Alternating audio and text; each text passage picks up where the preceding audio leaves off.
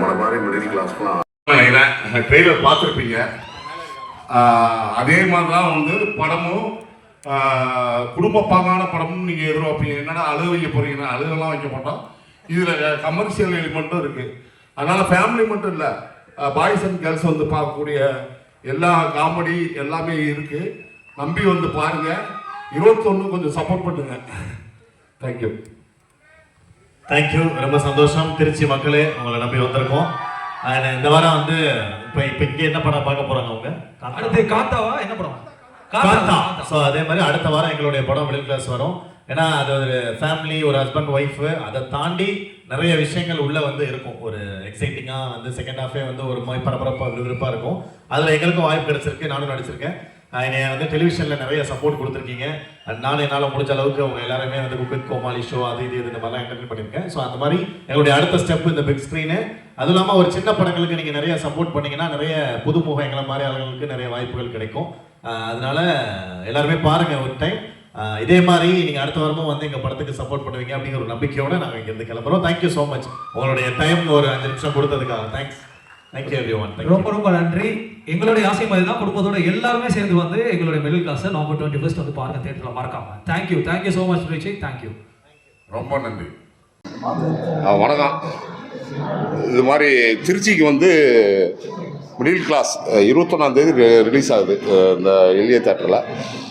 அதுக்காக இப்போ ப்ரொமோஷனாக நாங்கள் வந்திருக்கோம். மிடில் கிளாஸ் ஒரு குடும்பப்பாங்கான படமாக இருக்கும். அதை எல்லாம் அழுக வச்சுரும் அப்படின்னு மட்டும் நினச்சாங்க.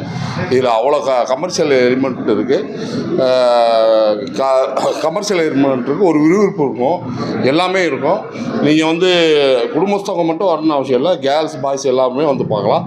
அந்தளவு உள்ள கமர்ஷியல் எலிமெண்ட் இருக்கும். கேள்வி எதுவும் கேட்குறீங்களா? சார், இப்போ குண்டாசுப்பட்டியில் வந்து காமெடியில் கலக்குறீங்க, ராட்சசனில் குணச்சித்திரம் இருக்கு. இந்த மிடில் கிளாஸ் படத்தில் உங்கள்கிட்ட ரெண்டுமே எதிர்பார்க்கலாமா இல்லை? இல்லை, இதில் வந்து மேக்ஸிமம் ரெண்டுமே தாண்டி இப்போ இவர் குறைசி, இவர் கோடாங்கி வடிவில் அவங்க ஃபன்னும் நல்லா இருக்கும். ராதாரவி சார் இது அவங்க ஃபன்னும் இருக்கும். எல்லாமே கலந்துருக்குமே, ஒரு விறுவிறுப்பு காமெடி எல்லாமே இருக்கும். இப்போ நீங்கள் சொல்கிற மாதிரி வந்து ரெண்டுமே இருக்கும். என்னையை விட இவங்க தான் நான் நல்லா பண்ணியிருப்பாங்க. நான் எமோஷனலாக தான் ட்ராவல் பண்ணியிருப்பேன். சப்போர்ட்டிவாக அவங்களது காமெடி எல்லாமே ஒர்க் அவுட் ஆகும். ரொம்ப நல்லா கதாநாயகன் சொல்லாமல் கதையின் நாயகன் சொல்லலாம். ரெண்டுமே இல்லைண்ணே, நான் முதன்மையான கதாபாத்திரம். அது கதாநாயகனை ஏற்றுக்க மாட்டாரு, கதைநாயகனை இப்போ ஏன் அப்படின்னா இந்த கதையினோட இதே எப்படி இருக்கும், சம்சாரம் ஒரு மின்சாரம், அதான் களம் வேறையாக இருக்கும். எல்லாமே எல்லா கேரக்டரும் ஒவ்வொரு கேரக்டரும் அது பில்லராக வந்து நிற்கும். அதனால் இது ஸ்க்ரீன் பிளே தான் கதாநாயகன் நான் சொல்லுவேன். ரொம்ப நன்றி சார். ஏதில் வந்து சாருக்கு வந்து ஒரு பிரச்சனையில் மாட்டிப்பார். உள்ளே போய் நான் அவருக்கு சப்போர்ட் பண்ணி அந்த பிரச்சனை முடிஞ்சதுக்கப்புறம் எங்கள் எல்லாருக்குமே ஒரு தெளிவு கிடைக்கும் லைஃப்பை பற்றி. அந்த மாதிரி ஒரு சப்போர்ட்டிங் கேரக்டர். நான் தான் இதுலேயே கதாநாயகன்.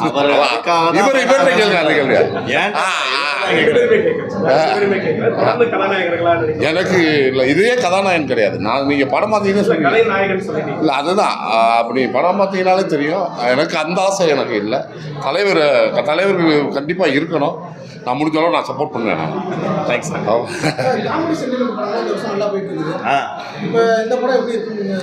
அதுதான் இது பார்த்தீங்கன்னா குடும்பப்பாங்கான படம் அப்படின்னு நினச்சி வருவீங்க. ஆனால் அது இல்லாமல் இருக்காது.